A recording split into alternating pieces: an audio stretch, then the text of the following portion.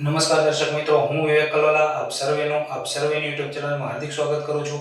મિત્રો, 120 golden rules of English ગ્રામરની જે આપણી સિરીઝ ચાલી રહી છે તેની અંદર આજે આપણે રૂલ નંબર 21 વિશેની ચર્ચા કરવાના છીએ. આ રૂલ અતિ અગત્યનો છે. તો જોવો જોઈએ મિત્રો, રૂલ નંબર 21 શું કહે છે? તો કે જ્યારે કોઈ સેન્ટેન્સની શરૂઆત, બરાબર છે, કોઈ પણ વાક્ય છે એની શરૂઆતમાં જો તમને નો સૂનર જોવા મળે, હાર્ડલી જોવા મળે, સ્કેર્સલી જોવા મળે, બેરલી જોવા મળે અને આ શબ્દોથી તે સેન્ટેન્સની શરૂઆત થતી હોય, બરાબર છે, ત્યારે તમે હંમેશા આ શબ્દો પછી ટુ બી ના રૂપ, બરાબર છે, એટલે કે હેલ્પિંગ વર્બ્સ તરીકે કાં તો ડુ મૂકશો કાં તો ડઝ મૂકશો. ટૂંકમાં કયા કાળનું સેન્ટેન્સ છે, બરાબર, એ પ્રમાણે તમે ટુ બી નું રૂપ મૂકશો, બરાબર છે, કાં તો ડીડ મૂકશો, હેવ મૂકશો, હેઝ મૂકશો અથવા તો હેડ મૂકશો. ક્લિયર છે મિત્રો? કોઈ દિવસ આ શબ્દો પછી ડાયરેક્ટ સબ્જેક્ટ નહીં આવે, એટલે કે ડાયરેક્ટ કર્તાનો ઉપયોગ આ શબ્દો પછી કોઈ દિવસ નહીં થાય. બીજી એક વસ્તુ મિત્રો, કે જ્યારે કોઈ સેન્ટેન્સની શરૂઆત નો સૂનરથી થતી હોય છે, શેનાથી થતી હોય?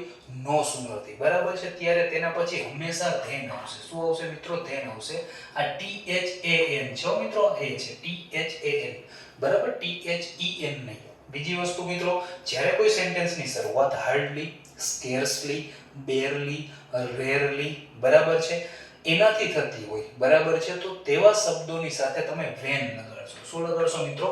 વેન લગાડશો, નહીં કે ધેન. બરાબર છે મિત્રો? ક્લિયર છે? હવે આપણે આને ઉદાહરણની સાથે સમજીએ. જોજો, પહેલું ઉદાહરણ શું છે મિત્રો, કે no sooner did he come than it started raining, બરાબર છે, જેવો કે તે આવ્યો તરત જ તે વરસવા લાગ્યો, અથવા તો તેને વરસવાનું ચાલુ કરી દીધું, બરાબર છે મિત્રો. તો જોવો જોઈએ, અહીં નો સૂનર થી વાક્યની શરૂઆત થાય છે, બરાબર છે, અને હેલ્પિંગ વર્બ તરીકે અહીં ડીડ નો યુઝ કરવામાં આવ્યો છે. ક્લિયર છે મિત્રો? તો ડીડ સાથે ઓલવેઝ કેવું રૂપ આવશે વર્બનું? તો કે V1 નું રૂપ આવશે, બરાબર છે, અને અહીંયા નો સૂનર પછી ધેન નો ઉપયોગ કર્યો છે. ક્લિયર છે મિત્રો? બીજું એક્ઝામ્પલ, કે હાર્ડલી હેડ હી. જોજો મિત્રો, હેડ એટલે શું થાય મિત્રો? હેવ, હેઝ અને હેડ આ પરફેક્ટ ટેન્સીસ છે, એની નિશાની સૂચવે છે. તો જોજો મિત્રો, hardly had he entered the hall when his mother began to scream, બરાબર છે, સ્ક્રીમ એટલે ચીસો પાડવી, બરાબર છે,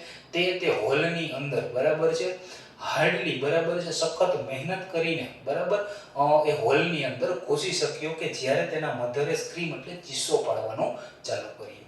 તો મિત્રો, આ હતો આપણો રૂલ નંબર 21, બરાબર છે. તો રૂલ નંબર 21 છે મિત્રો, એ અતિ અગત્યનો નિયમ છે. આ રૂલ તમને આવડવો જ જોઈએ. આવતીકાલે ફરી આપણે આપણા નિર્ધારિત સમય ઉપર આપણી YouTube ચેનલ ઉપર રૂલ નંબર 22 ની સાથે મળીશું. ત્યાં સુધી જય હિન્દ, જય Bharat, take care, good bye, thank you so much.